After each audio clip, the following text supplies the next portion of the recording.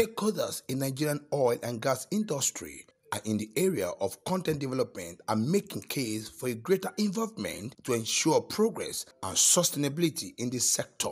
This sum up the view at the public hearing of the Joint Senate Committee on Local Content and House Committee on Nigerian Content Development and Monitoring held in Abuja. From the Nigerian Society of Engineers to Pengerson, the call for greater involvement of Nigerians in the oil and gas other key sector was echoed. And the role of Correspondent is to see to the right, to ensure that the right competence, the right materials, the right resources are always there. Early this year, the President and Commander-in-Chief of the Nigerian Armed Forces, President Muhammadu Buhari, assented to the Correspondent Act 2018, which empowers Correspondent to regulate engineering in every aspect. A lot of companies in the oil and gas industry, they move jobs abroad. And in doing this, it is relatively difficult for us in Nigeria. They create what they call center of excellence all over the world. Some are created in Romania, some are created in Paris, and some are created in Bucharest. So they centralize some of these jobs and they are doing them from there. So what this does is that it reduces the employment within the oil and gas industry. And today, sir, the COVID-19 has also proven as well to be something that is relatively, we eat into the future of the Nigerian oil and gas industry because a lot of jobs are being done today from homes. Today we sat here and the entire country is talking about power problem. Any country can be said not to be developed if you don't have oil. But you can't be said to be developed if you don't have power. So power is central to development. And if the logic has worked for oil and gas, power needs something that makes it work. As I speak to you right this moment, virtually everything that makes up the power industry is imported. Everything. Everything. Not one single thing. Even the socket and light we see here. They are imported.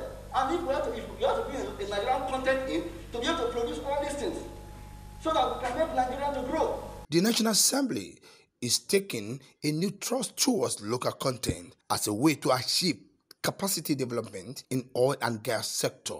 The rationale for separating this bill from Logic Act is hinged on the peculiarity of the oil and gas industry, which we all know remains the bedrock of the nation's economy. As a result, the sector requires a specialized legislation for effective and efficient management of its operations and activities. Another reason for introducing the bill is to ensure that the governance structure of the Logic Act is not distorted. This will place additional responsibilities on the implementation of the Logic Act, which in my view will be counterproductive to the gains already recorded through the enactment of the Act. The tribute that necessitated the public hearing are Nigerian Oil and Gas Industry Content Development Act, the Nigerian Local Content Enforcement Bill, and the Nigerian Oil and Gas Industry Content Act repeal and reenactment. From National Assembly Complex, Abuja, Nigeria, Muiwa Bamdele reporting.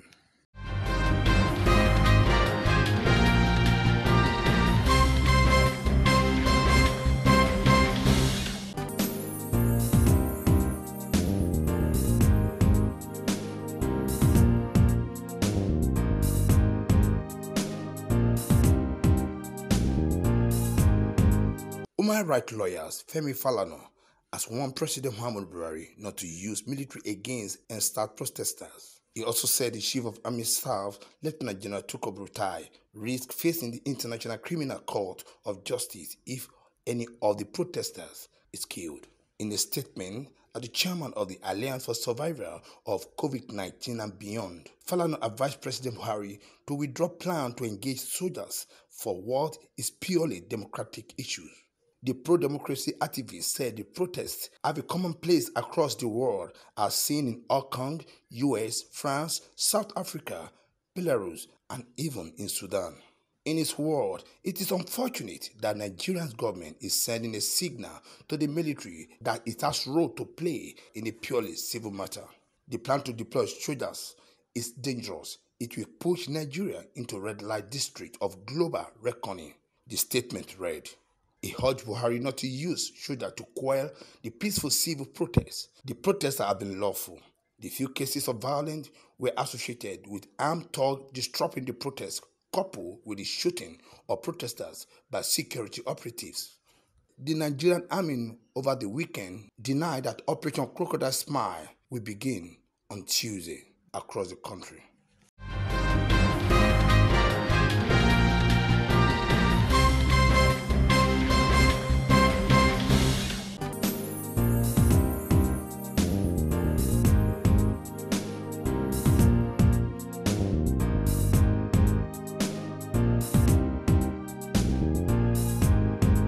Minister of Defense Bashir Magashi has warned the Ensta protesters against national security breach. He advised them not to allow the agitation to be hijacked by people with ulterior motives. The retired general gave the caution in Abuja when the coordinator, Buhari campaign organization Danladi Pasali, led the national and state official on course visit.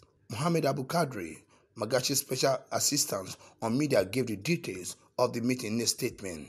Magashi told the group to fortify the member against penetration of mischief makers capable of causing distraction and division. The minister advised them to use their structure in all the states and local government areas to gather intelligence and channel them to authority for proper action. The coordinator of Buhari campaign organization, Danladi Pasali, hailed Magashi and the ministry for their contribution to Nigerian peace. Pasali assured that the body will offer relevant information to help the security agencies.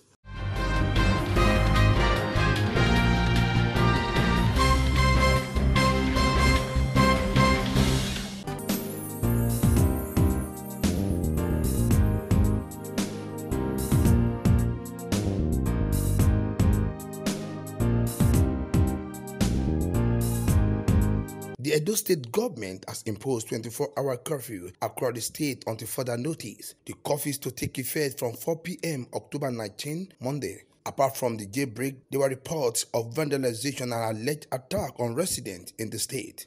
The state government, in a press statement signed by the secretary to the state government, Osorodion Ogie, on Monday described the development as disturbing. The statement was titled, Edo government declared 24-hour curfew.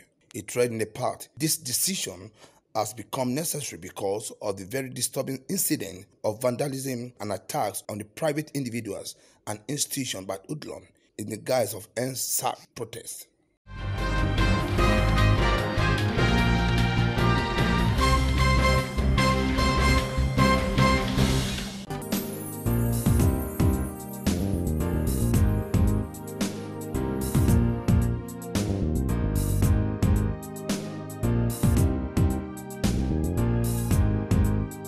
First Nigerian representative of the Permanent General Assembly of the African Union Economic, Social and Cultural Council, ECOSOC, Tunji Asolu, has emphasized the need to address the housing deficit affecting widows of military and other security personnel in Nigeria. Mr. Tunji made this known at an event in Abuja where the council signed a memorandum of understanding with an NGO, Support Our Troop, which will soon inaugurate the social housing scheme for widows of late military and other security personnel. It is therefore not out of context that the African Union is aligning its commitment and aspirations to support our troop foundations to the global call and action for peace through well thought out organized plan of social housing projects for widows of Nigeria's military and security personnel in Nigeria.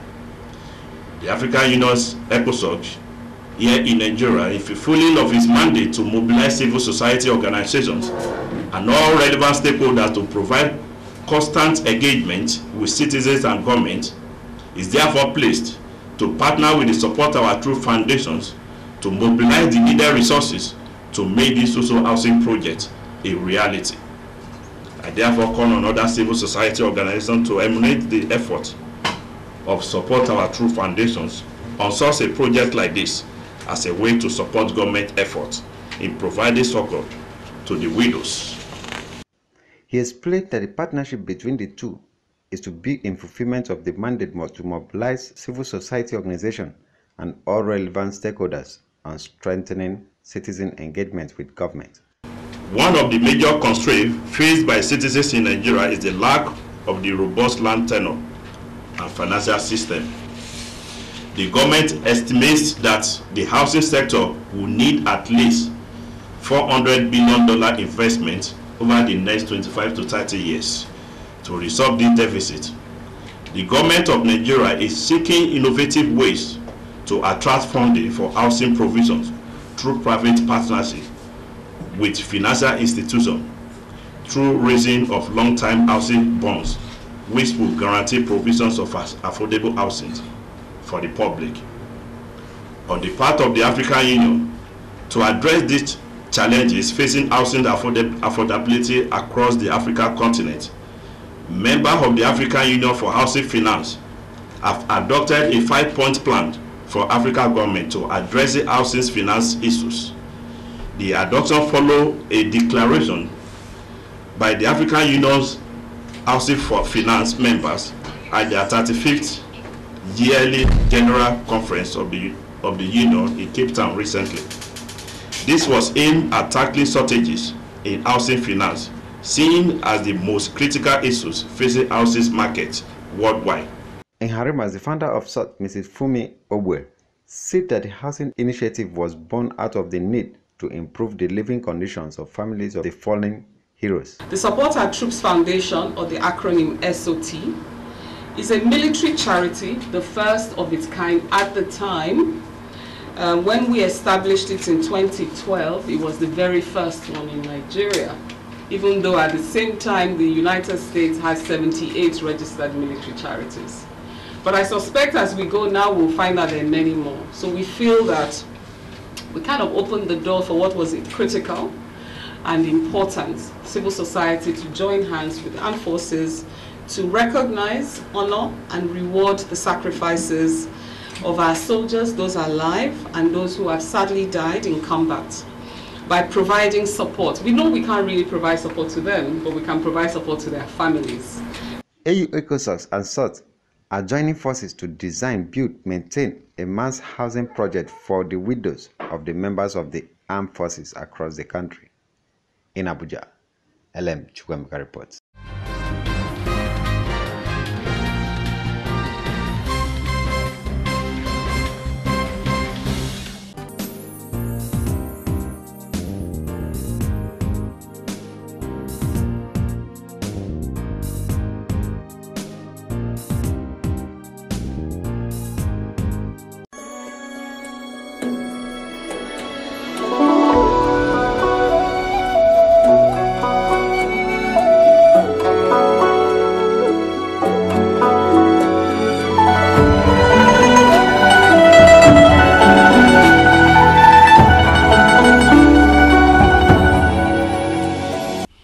The dawn of Nigeria's independence on October 1, 1960, promised a bright hope and expectation of an emerging giant nation. With speedy growth and development already being recorded and a promising economy, the country was poised to attaining a pride of place in the Committee of Nations.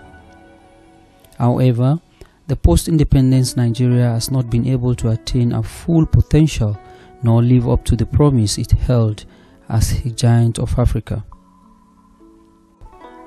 Our age-long engagement with the West became less mutually rewarding, with huge infrastructure deficit gap amid poor revenue. Nigeria, at the dawn of the new millennium, began to look eastward in search of solution to the widening infrastructure gap. The desire to meet the increasing demand for power, good roads, better healthcare services, improved transportation system, among others, spurred successive administration to formulate policies that would help it realize what has become the regular campaign promises. The Chinese government's willingness to partner with Africa came handy as a lifesaver for many countries, including Nigeria. Of course, Nigeria also has what China needs: crude oil, mineral deposits, and large market for manufactured products, among other huge business opportunities. Venturing into provision of infrastructure requires large funding, but with small profit oftentimes.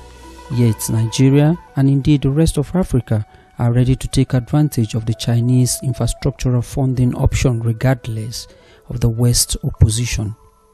The visible dividends from such include the NCC building in Maitama, Abuja, renovated airports across the north and south of the country, and Federal Staff Hospital in Jabi, Abuja. Also, the rail sector, which had gone comatose, now wears a new look. Nigerians now have alternative to road transport, particularly at a time when the roads are in poor state and insecure. For the first time in 44 years, railway have been constructed to link Abuja, the nation's federal capital, with neighboring Kaduna State. It connects from the Nnamdi Azikiwe International Airport to the city center of the capital city. Several kilometers of railway construction has been embarked upon to link the commercial port in Lagos to some major cities in Nigeria. The China Engineering Construction Company, CECC, provides thousands of jobs for Nigeria. China has also assisted the government-owned Nigerian Television Authority (NTA) to consolidate its digitalization policy through its partnership with StarTimes. The Huawei Telecommunication Company offers respite for poor Nigerians with varieties of affordable telephone handsets. There is hardly any home without a made in China in the country. The warning by the West on the new Chinese 5G networks has only whet the appetite of Nigerian internet users who are earnestly waiting for the arrival of the Chinese 5G network in Nigeria. China and Nigeria have continued to enjoy an increasing business relationship in recent years.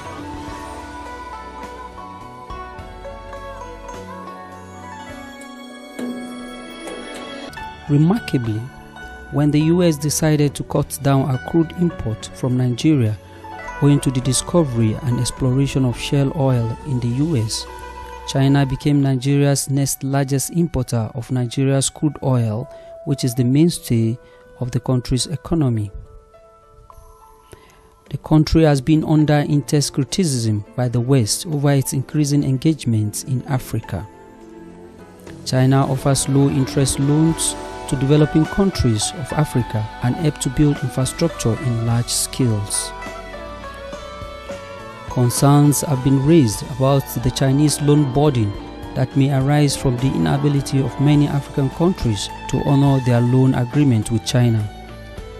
But while this continues to generate debate in many African countries, the Chinese loan, it will appear, remains the viable alternative for infrastructure funding at the moment.